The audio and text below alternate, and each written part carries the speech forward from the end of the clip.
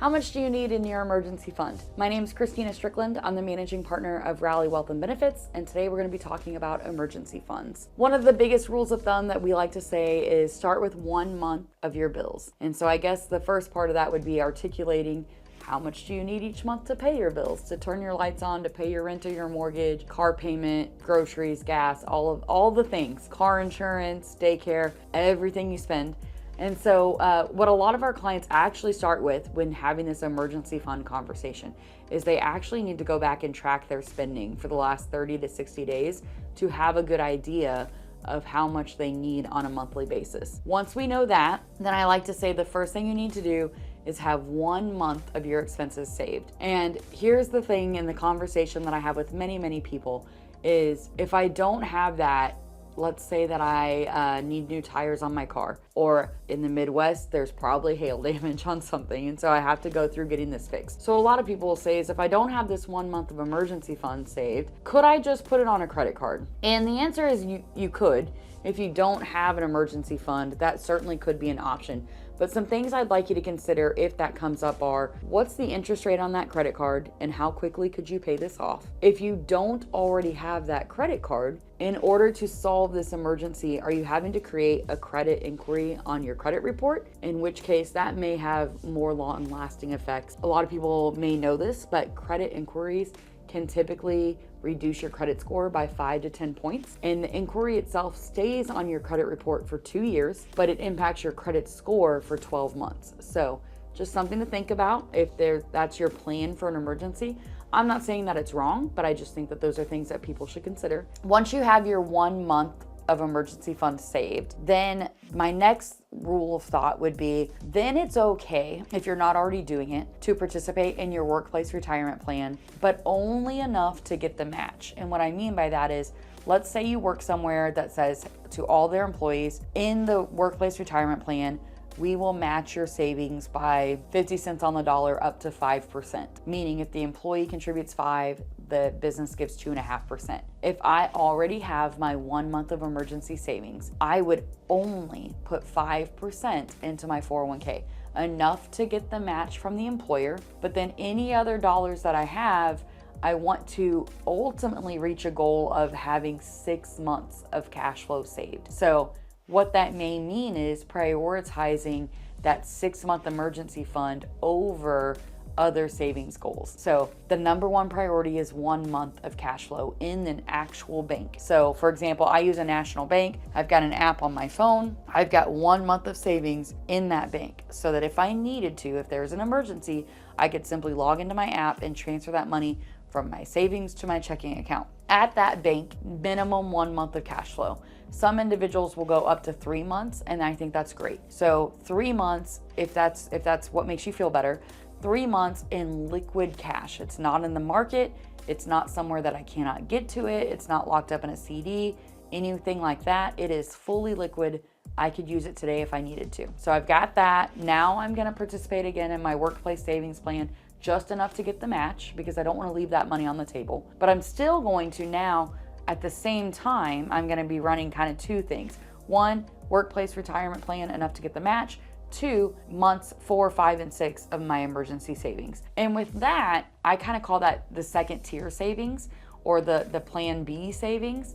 I've got my 1 to 3 months at the local bank. I can get to it whenever I need to. Months 4, 5, and 6, I probably want to earn more than I'm gonna get from just a regular savings account at a bank, because I think if you look, they're paying less than 1% interest. So what I might do with months 4, 5, and 6 is put it in a very conservative portfolio in the market, because I do wanna get more growth on that money than just a savings account at a bank. But I don't wanna take a lot of risk to do it, because unlike retirement savings, where I have time to kind of work through the ebbs and flows of the market, in a second tier emergency fund, I need those dollars to be there if I need them. And so some individuals will say, hey, I want all 6 months in cash.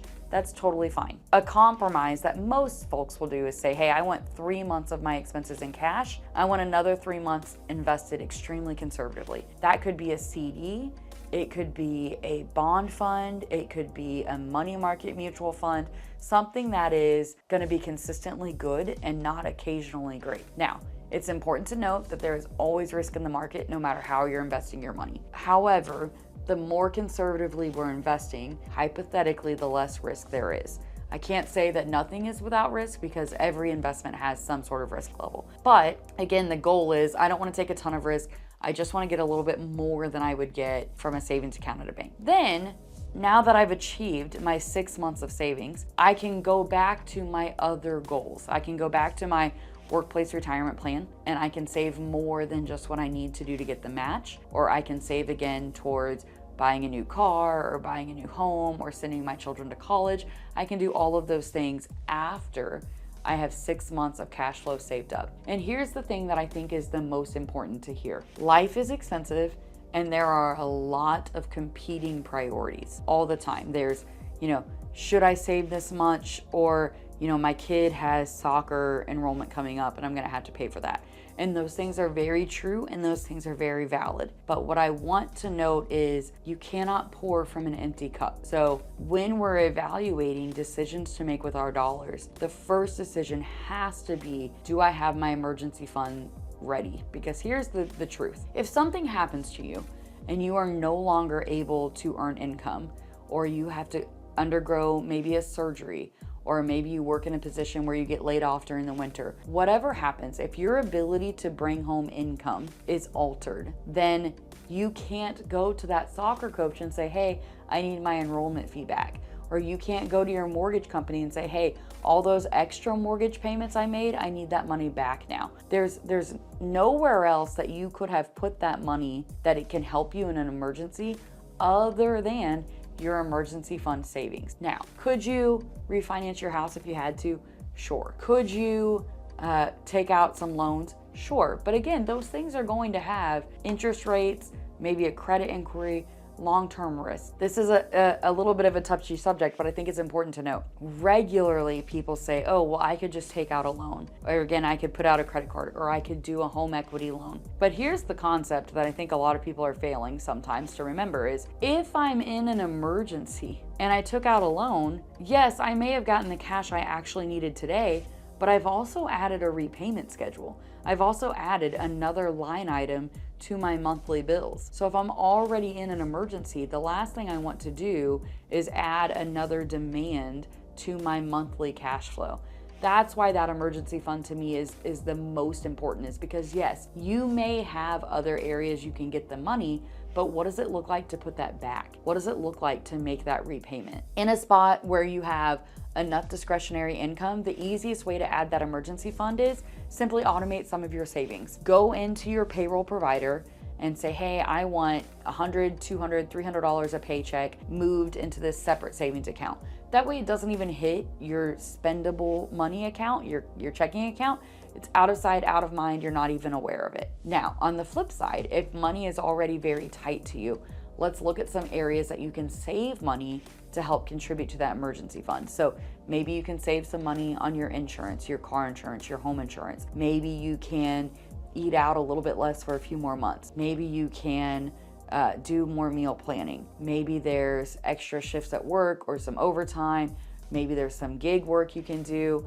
I know those things are uncomfortable, but I think at the end of the day, what you'll discover is when you know that, hey, anything in the world could happen and I know that for 6 months I'm fine, that sleep at night factor will be much, much better for you. And so the biggest thing I think a lot of individuals and myself need to hear often is there may be short-term tension or short-term feelings of being uncomfortable. But if I can get through that short-term time, the long-lasting result of peace of mind and being able to sleep better at night, knowing, hey, again, XYZ happens, I'm good for 6 months, that is invaluable. That is priceless. So if I need to work extra or quit eating out or change my car insurance or put off that vacation that I was planning, if I need to make some short-term sacrifices for my long-term peace of mind, I think that's an appropriate thing to do. So if you're looking at an emergency fund and you need help figuring out how much it needs to be, how to get there, you need help figuring out, where to put that bank account or where to achieve hopefully a little bit better than a savings account at a bank if you can. If you need help with any of these emergency fund factors, please reach out to us at Rally Wealth and Benefits. We'd love to help.